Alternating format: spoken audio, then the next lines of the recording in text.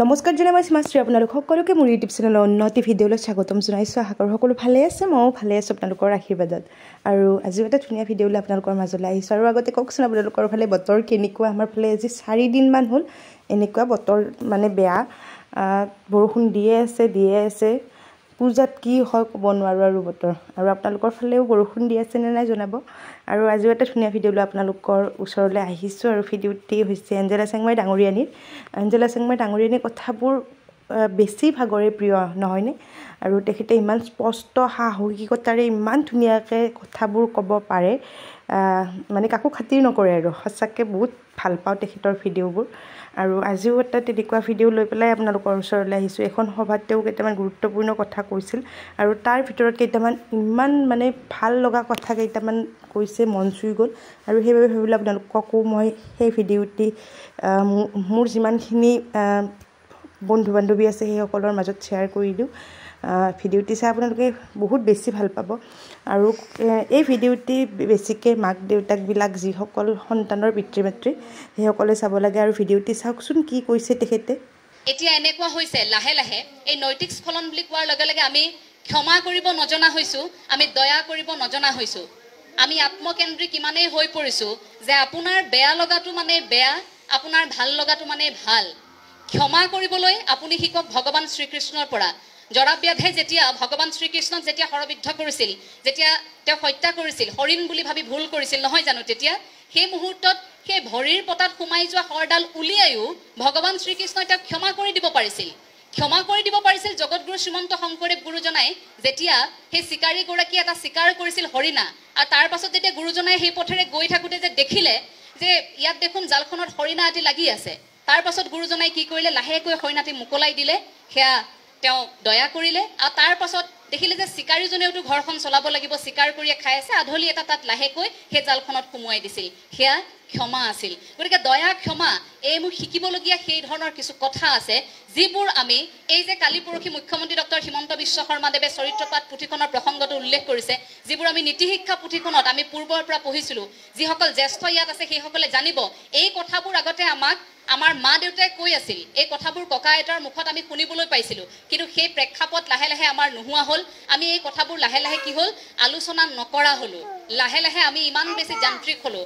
বিশ্বায়নৰ সময়খিনিত ক'ৰবাত এই যে ছাৰে কিছু সময়ৰ পূৰ্বে যে ক'লে যে মোবাইল ফোনটোত আমি বেছি ইমান ব্যস্ত হৈ থাকোঁ, এই মোবাইলটো যদি অকণমান সময় আমাৰ পৰা আঁতৰাই দিয়া হয়, তেন্তে আমি কি হওঁ, আসক্তি আমাৰ বৃদ্ধি পায়, যেন বেমাৰ হৈছে, আমাৰ হতাশ এনজাইটি আমাৰ বৃদ্ধি পাই যায়, আমি থাকিব নোৱাৰোঁ। সঁচা কথা, এইটো আপোনাৰ বা মোৰ দুখ নহয়, এক সময়ৰ দুখ বুলি আমি উল্লেখ কৰিব লাগিব। কাৰণ সময়টোৱে আমাক ইমান অভ্যস্ত কৰি পেলালে যে মোবাইলটো নহ'লে আপুনি নোৱাৰে। এতিয়া প্ৰযুক্তিবিদ্যাই আমাক এনেকুৱা এটা পৰ্যায়লৈ লাহে লাহে গৈ নি আছে, লাহে লাহে আৰ্টিফিচিয়েল ইণ্টেলিজেঞ্চ। লাহে লাহে আপুনি চাব এই ব্যৱসায়িক প্ৰতিষ্ঠানসমূহ বা আন আন কৰ্ম প্ৰতিষ্ঠানসমূহত মানুহৰ এটা মূল্য যে থাকে, সেই মানুহৰ মূল্যটো কিন্তু লাহে লাহে কমি গৈ আছে। আমি কেইটামান দিনৰ পাছত আৰু বাতৰি পঢ়িব নলগাও হ'ব পাৰে, কি ঠিক, এআই বাতৰি পঢ়ি থাকিব, আমি নপঢ়িলেও হ'ব, এআই কৰি থাকিব সকলোখিনি কাম। আমাৰ মন মগজুক অধ্যয়ন কৰিব ইতিমধ্যে প্ৰযুক্তিবিদ্যাই পাৰিছে। হাতত থকা মোবাইলটোত আপুনি একো কৰিব নালাগে, আপুনি কিবা এটা চাৰ্চ কৰিলে সেই তথ্যসমূহ আপুনি ইতিমধ্যে পায়েই।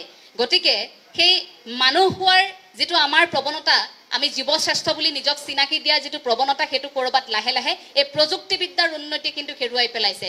তাৰ মাজত এই ছাত্ৰ ছাত্ৰীসকলে বিদ্যালয়ৰ 4 বেৰৰ ভিতৰত সোমাই থাকোঁতে, মহাবিদ্যালয়ৰ 4 বেৰৰ ভিতৰত সোমাই থাকোঁতে কিন্তু সেই কথাখিনি এতিয়া অনুভৱ কৰিব পাৰিব লাগিব যে সেই 17-18 বছৰীয়া বয়সৰ, এই 15-16 বছৰীয়া বয়সৰ ছাত্ৰ বা ছাত্ৰীয়ে সুৰাপান কৰিবলৈ ঘৰখনক ফাঁকি দি কেনেকৈ সাহস কৰিছে। এই যে এই ছাত্ৰ ছাত্ৰীসকল লাহে লাহে নৈতিক স্খলন বুলি কওঁতে আমি যে সুৰাৰ কথাটো যে আৰম্ভণিতে কৈছোঁ, এই যে আসক্তিৰ কথা, এই আসক্তিবোৰ এতিয়া লাহে লাহে কমোৱাৰ সময় এইবাবেই আহিছে। কাৰণ এই আসক্তিবোৰ বৃদ্ধি পোৱাৰ ফলতে আজিকালি ছাত্ৰ ছাত্ৰীয়ে শিক্ষকক মাৰিবলৈ বা নিজৰ সমনীয়াক মাৰিবলৈ সাহস কৰে। কাৰোবাক মাৰিম বুলি ভাবিলেই মাৰি দিব পাৰে। সৌসিদিনা লখিমপুৰত এখন বিদ্যালয়ত এগৰাকী ছাত্ৰই এবিধ সঁজুলি লৈ আহিছিল। আপোনালোকে সামাজিক মাধ্যমত দেখিছেনে সঁজুলিবিধ? কেনেকুৱা এবিধ সঁজুলি লৈ আহিছে দেখিছে? সেই সঁজুলিবিধে তেওঁ কি কৰিছিল, যে কাৰোবাৰ লগত যদি কাজিয়া লাগে তেন্তে ঘোচা এটা মাৰি দিব, দাঁত মুখ ভাঙি যাব, তেওঁ যি হয় হৈ থাকিব, মইতো বাচি যাম। ডন হ'ব লাগে, নিজকে ভাবি লয় যে মই হিৰো, চিনেমা এখনৰ নিজকে হিৰো বুলি ভাবি সেই সঁজুলিবোৰ লৈ আহে, কাৰোবাক ঘোচা মাৰি থৈ যাব। তেওঁ নাভাবে যে সেই সন্তানগৰাকী মৃত্যুৰ পাছত সেই পৰিয়ালটোত কি হ'ব সেই যে এগৰাকী জ্যেষ্ঠ ছাত্ৰই মৰিয়াই যে সেই কনিষ্ঠ ছাত্ৰগৰাকীক মাৰি পেলালে সেই পৰিৱেশটো কিয় সৃষ্টি হ'ল সেয়া আমাৰ নৈতিক স্খলন খুৰাৰ কথাটো যে ক'লো ড্ৰাগছৰ প্ৰতি আসক্তিৰ কথাটো যে ক'লো এই কথাবোৰ আসলতে গুৰিৰ পৰা শেষ হ'ব লাগিব আমি এই কথাটো শেষ কৰিব লাগিব ওপৰৰ পৰা আৰু শেষ কৰিব লাগিব তলৰ পৰা মদ বিক্ৰেতা অৰ্থাৎ খুৰা বিক্ৰেতাও বন্ধ হ'ব লাগিব ক্ৰেতাও বন্ধ হ'ব লাগিব কেৱল মাত্ৰ ক্ৰেতা বন্ধ হ'লে নহ'ব বিক্ৰেতাও কিন্তু বন্ধ হ'ব লাগিব যেতিয়ালৈকে বিপণী থাকিব ঘনে ঘনে খুৰাৰ বিপণী থাকিব যেতিয়ালৈকে এই শিক্ষানুষ্ঠানসমূহৰ দূৰৈত আমি দেখি পাওঁ শিক্ষানুষ্ঠানসমূহৰে সেই দূৰৈত যি ধৰণে থাকিব নালাগে কিছু নীতি নিয়ম থাকে কিন্তু লাহে লাহে কি হৈছে কিছু লোভত কিছু কৰ কাটলৰ লোভত সেই ধৰণে বিপণীসমূহক অনুমতি দিয়া হৈছে এগৰাকী মই সাধাৰণ যুৱতী হিচাপে এই কথাটো অন্তত ৰজাঘৰীয়ালৈ নিবেদন কৰিব বিচাৰিম যে কেৱল মাত্ৰ মদ নালাগে খাবলে খুৰা খাব নালাগে বুলি কৈ থাকিলেই নহ'ব আপোনালোকে বিপণীবোৰ বন্ধ কৰিব পাৰিব লাগিব আপোনালোকে লাইসেন্স কিয় দিয়ে খুলিবলৈ খুৰাৰ বিপণীবোৰ বন্ধ কৰিব লাগিব সেই বিপণীবোৰ যেতিয়ালৈকে বন্ধ নহয় তেতিয়ালৈকে কিন্তু নতুন প্ৰজন্মই কিনি খাবলৈতো তেওঁলোকৰ এটা মন যাব আৰু মনত ৰাখিব বেছি আদ্যবন্ধ ঘৰৰ যাৰ হাতত বহুত টকা পইচা থাকে যিসকল পিতৃ মাতৃৰ সন্তানক চকু দিবলৈ সময় নাই সেই সকলৰ ল'ৰা ছোৱালী কিন্তু এতিয়া ড্ৰাগছ আসক্ত মই মুকলিকৈ নাম নকওঁ কিন্তু মনত পৰিব যিসকলৰ ল'ৰা ছোৱালী এতিয়া ড্ৰাগছ আসক্ত হৈ কৰবাত চিকিৎসা অৱস্থাত আছে সেই সকলক মই আশা কৰিছো যে তেওঁলোক সুস্থ হওক কিন্তু এটো সঁচা কথা জানে সেই সকল পিতৃ মাতৃয়ে টকাৰ পিছত দৌৰুতে আসনৰ পিছত দৌৰুতে আনক নীতি শিক্ষা দিওঁতে নিজৰ সন্তানে যে ড্ৰাগছ আসক্ত হৈছে কথাবোৰ ভাবিবলৈ সময় পোৱা নাই গতিকে আসক্তিবোৰ ড্ৰাগছৰ আসক্তি হওক কিয়া সিগাৰেটৰ আসক্তি হওক